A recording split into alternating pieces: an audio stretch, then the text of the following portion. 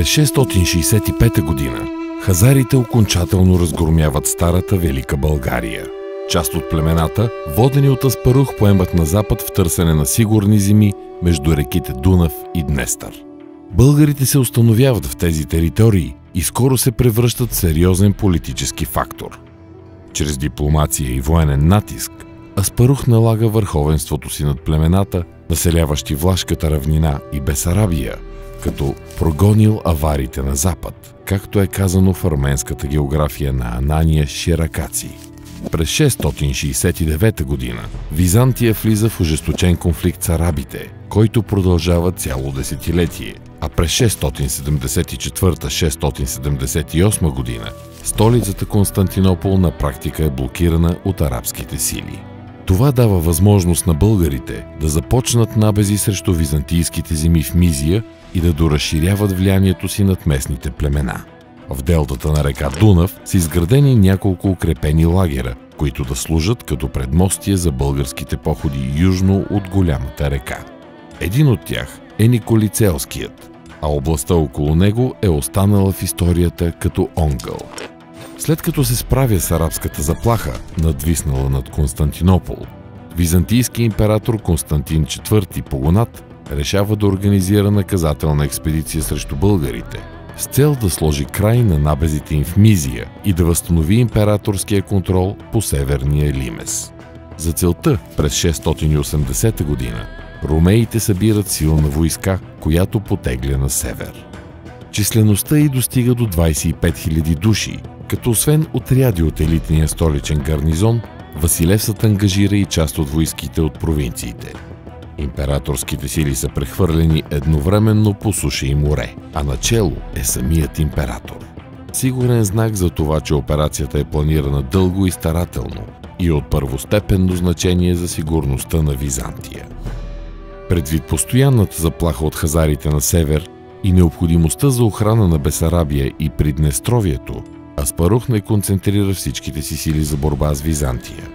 Основата на българската армия е личния владетелски отряд и другите постоянни войски, наброяващи 10-12 хиляди души.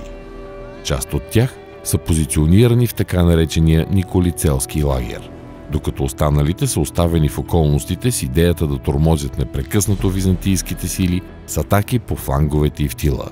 Част от стратегията на Аспарух е да застраши снабдяването на ромейските сили и по този начин да ги принуди да се изтеглят и да дадат възможност на българската кавалерия да се разгърне извън блатистите местности в Дунавската делта. Размерът на противниковите сили предполага избягване на открито сражение и разгром на византийците поетапно. Както отбелязва Теофан Изповедник, българите, като видели тези гъсти многобройни редици, се отчаяли за спасението си, избягали в споменатото укрепление и взели мерки за защитата си. Разкопки, проведени на терен, показват сложна система от ровове, валове и заграждения, които българите използвали, създавайки сериозна полева фортификация, организирана в няколко последователни отбранителни пояса. Византийските войски се заемат да блокират лагера на българите, доколкото е възможно, но пресечения терен, блатата и малките притоци на Дунав правят затварянето на обсадата невъзможно. Междувременно, отрядите, оставени извън крепостта, тормозят постоянно императорските сили. Минават 3-4 дни, в които войските на Константин IV не успяват да организират адекватна атака срещу българските позиции. Тъй като походът по традиция се водел в летния сезон, жегата и високата влажност повлияли зле на подаграта, от която Василевсът страдал и Константин IV заминал за лечение в Месемврия, оставяйки командването на своите стратези. Заповедите били ясни – да се използват всички възможни средства за принуждаване на врага да даде открито сражение или да се търси ефективна блокада на лагера с цел капитулация на българите. Отсъствието на императора предизвиква смут сред войските. Елитните кавалерийски части от столичните гарнизони първи започнали да надигат глас. Осланяйки се на своите привилегии, те започнали да не се подчиняват на преките си командири. В ситуация близо до бунт, стратезите решили да предприемат отстъпление, което да провокира българите да напуснат лагера си и да дадат битка на открито.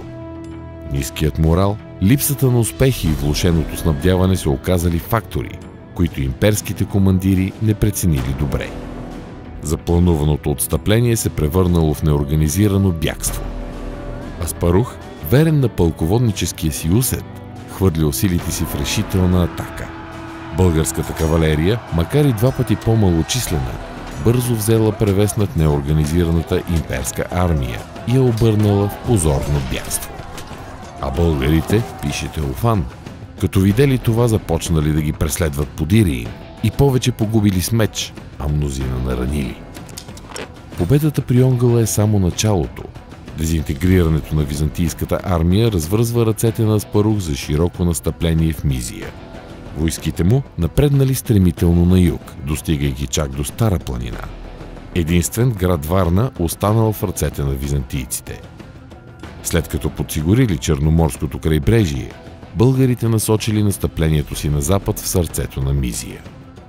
Местното население, както и съюзът на 7-те племена и северите, били окончателно подчинени, а самите племена били разселени в пограничните зони. Наложен им бил данък и им било заповядано да пазят границите с Византия и аварския хаганат. Само в рамките на няколко месеца Аспарух успял да подчини всички земи и градове между река Дунав и Стара планина и да принуди Константин IV да подпише унизителен мирен договор, с който да признае прераждането на българската държава южно от река Дунав и изплащането на ежегоден данък. За да гарантира безопасността на народа си от постоянна хазарска заплаха и да затвърди завоеванието на Мизия, Аспарух преселил по-голямата част от българите южно от река Дунав и разположил седалището на своята власт в Плиска, която в последствие се утвърдила като столица на Първото българско царство.